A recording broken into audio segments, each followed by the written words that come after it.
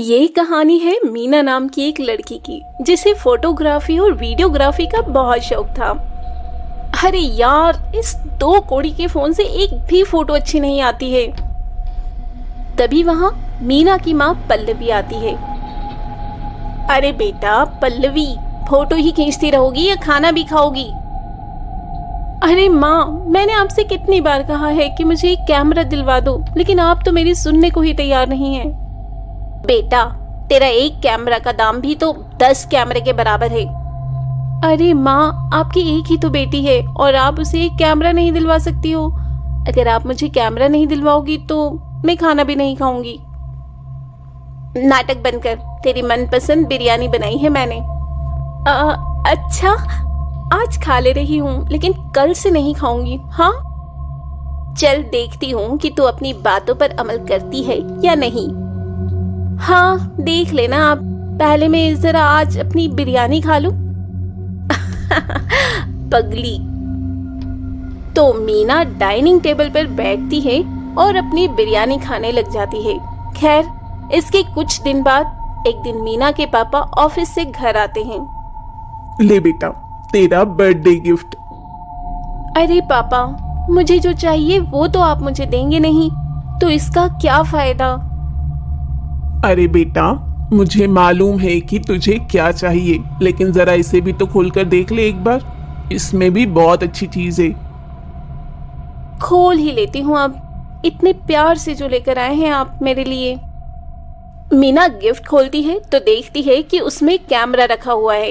ये देखकर मीना खुशी के मारे पागल हो जाती है।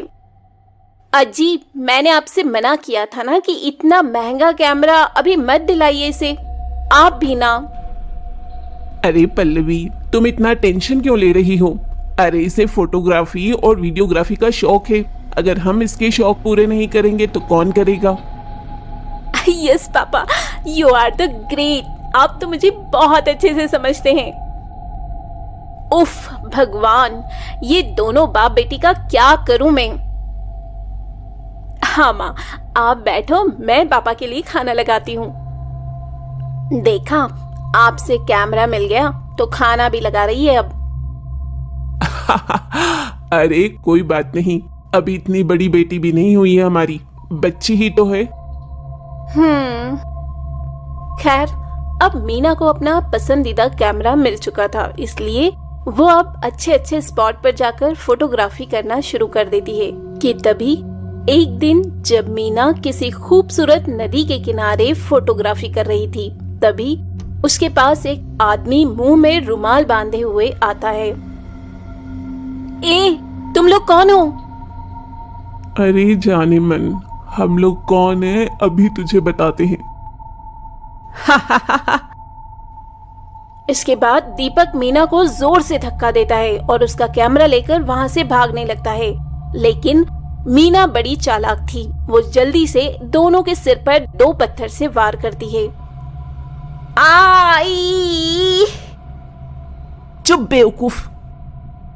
वहीं मीना जल्दी से उनके पास आ जाती है और अपना कैमरा उठाती है। बड़ी चालाक बन रही है ना तू। रुक, तुझे अभी इसी नदी में फेंकता हूँ। तब दीपक मीना से उसका कैमरा छीनता है और उसे नदी में फेंककर राजेश के साथ फरार हो जाता है। वहीं दूसरी ओर मीना चुड़ैल बन जाती है। एक तो तुम लोगों ने मेरा कैमरा चुराया और ऊपर से मुझे एक चुड़ैल बना दिया। अब मैं तुम लोगों से बदला लूंगी, बदला। वहीं दूसरी ओर मीना के माता पिता उसके लिए बहुत परेशान होते हैं और उसकी मिसिंग कंप्लेंट थाने में लिखवा देते हैं। खैर, चुड़ैल अब राकेश और दीपक के पास जाती है। मेरा कैमरा चुराएगा तू?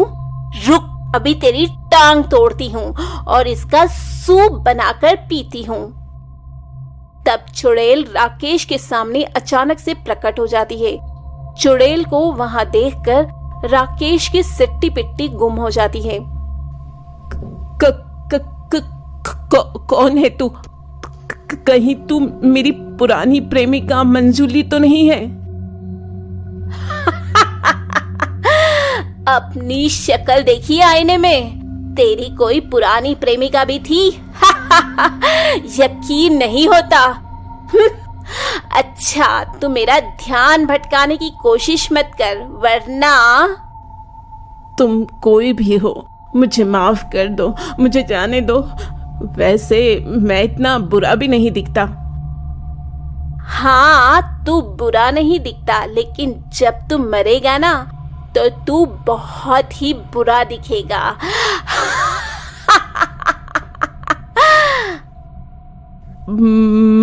मरेगा मतलब? हाँ, अगर तू मरेगा नहीं तो मैं तेरे हाथ और पैर का सूप बनाकर कैसे पीऊंगी रे? नहीं नहीं, ऐसा मत करना। एक तो मेरा कैमरा चुराता है और मुझे मारता भी है, और ऊपर से बोलता है कि तुझे ना मारूं। अच्छा, तो तू कैमरा वाली चुड़ैल है? हाँ।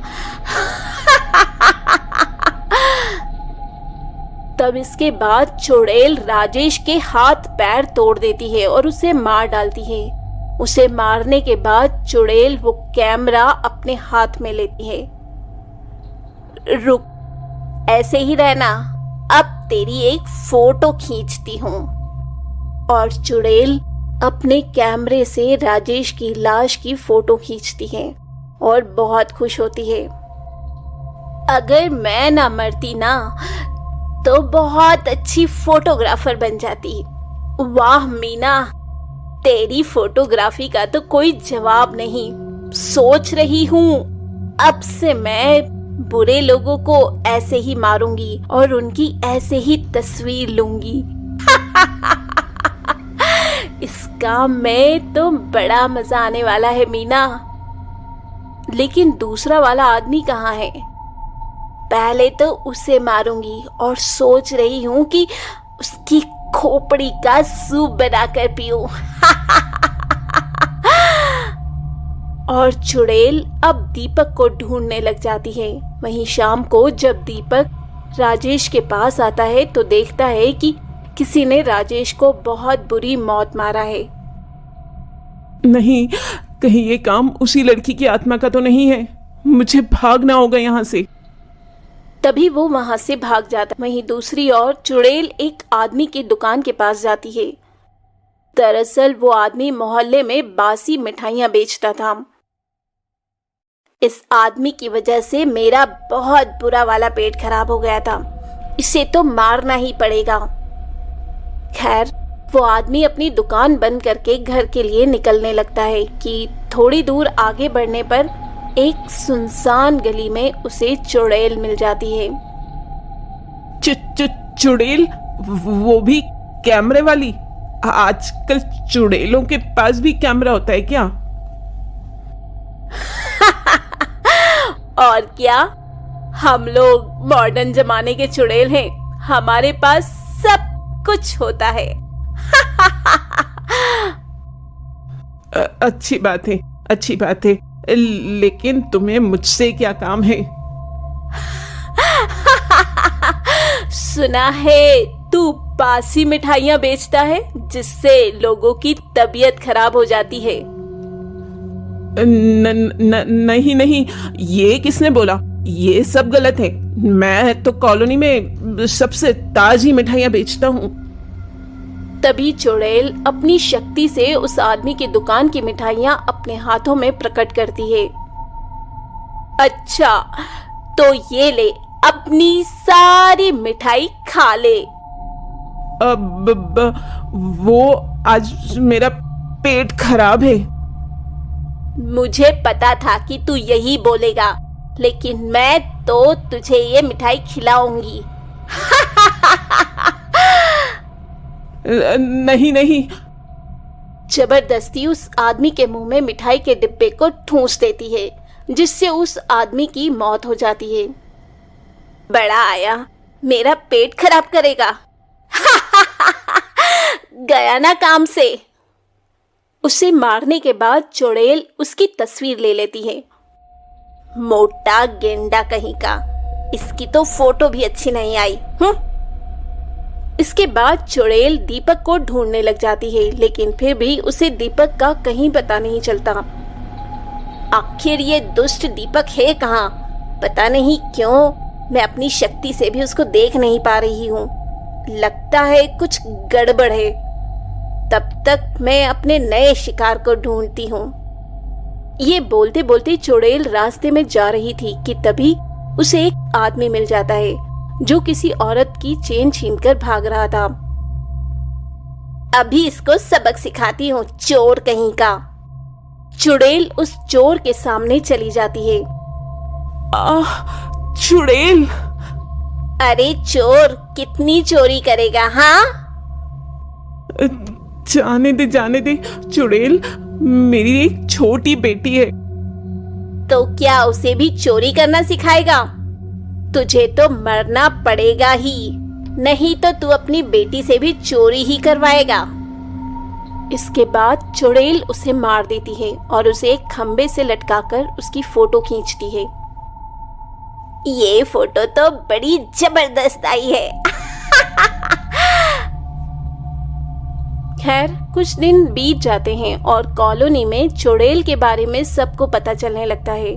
तभी एक दिन कॉलोनी वाले पंडित को बुलाते हैं। उस घर की एक सदस्य है वो चुड़ैल। पंडित जी, ये तो मेरा घर है। हाँ, तुम्हारी बेटी मर चुकी है और वो चुड़ैल में बदल चुकी है। वही ये सब कर रही है। ये सुनकर मीना के माता पिता बहुत रोते हैं। रो मत बेटी, हमें उसकी आत्मा को मुक्ति दिलाना होगा। ठीक है पंडित जी, आप जो कहेंगे हम वही करेंगे। मीरा का एक खूनी है जो अभी तक पकड़ा नहीं गया है। हो सकता है कि उसके पकड़े जाने के बाद उसे मुक्ति मिल जाए। अच्छा पंडित जी। खैर, कुछ दिन बाद इंस्पेक्टर दीपक को पकड़ लेते हैं और उसे पकड़कर उसे हथकड़ियां लगाकर कॉलोनी में ले आते हैं, जहां आज कॉलोनी वाले पूजा करने वाले हैं।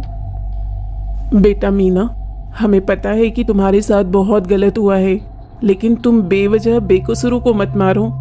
और ये देखो, दीपक पकड़ा गया है, हमारे सामने आओ। तभी चुड़ैल वहां पर प्रकट हो जाती है। वो लोग बेकसूर नहीं थे। माना कि वो लोग बेकसूर नहीं थे, लेकिन कानून को अपने हाथ में मत लो मीना। हाँ बेटा, अब तो दीपक भी पकड़ा गया है, ये सब मत कर बेटा। हाँ बेटा, तू तो हमारी प्यारी बिटिया थी ना, तो फिर क्यों नहीं करती है ऐसा? इस तरह सभी लोग उसे बहुत समझाते हैं। ठीक है माँ पापा, मैं अब से किसी को भी नहीं मारूंगी, लेकिन इस दीपक को भी नहीं छोड़ूंगी। अलविदा। इतना कहने के बाद चुड़ैल दीपक को अपने साथ हवा में उड़ाकर ले जाती है और जाते जाते ऊपर से कॉलोनी वालों की फोटो भी खींच लेती है। ये फोटो देखकर मैं आप सबको बहुत याद करूंगी। वहीं चुड़ैल दीपक को अपनी दुनिया में ले जाकर उसे क्षण भर में मार देती है और इस तरह चुड़ैल का बदला पूरा हो जाता है।